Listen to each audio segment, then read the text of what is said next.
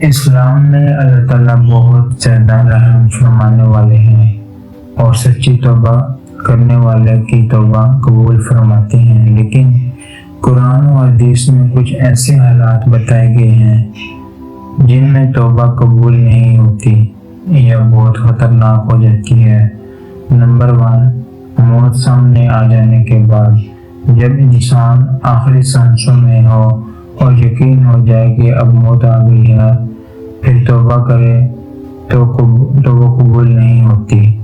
Number 2، سورج مغرب سے طلوع ہونے کے بعد قیامت کی بڑی نشانیوں میں سے ایک نشانی کے بعد توبہ کا دروازہ بند ہو جائے گا۔ نمبر 3، دل سے نہ ہونے والی جھوٹی توبہ۔ صرف زبان سے توبہ کرنا لیکن گناہ چھوڑنے کا ارادہ نہ کرنا، یہ سچی توبہ نہیں۔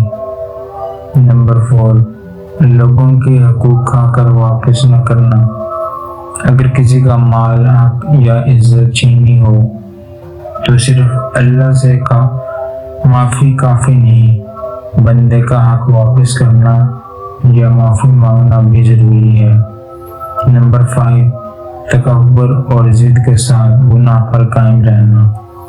جو شخص جان بوجھ کر گناہ کرتا رہے اور اللہ کے حکم کو اہم نہ سمجھے، وہ خود اپنے لیے خطرہ بڑھاتا ہے۔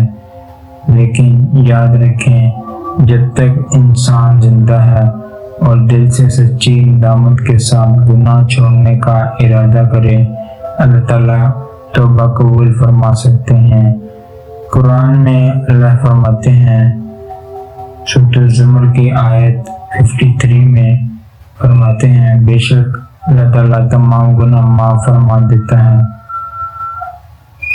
اگر ویڈیو اچھی لگی ہو تو میرے چینل کو سبسکرائب کریں۔ Thanks for watching.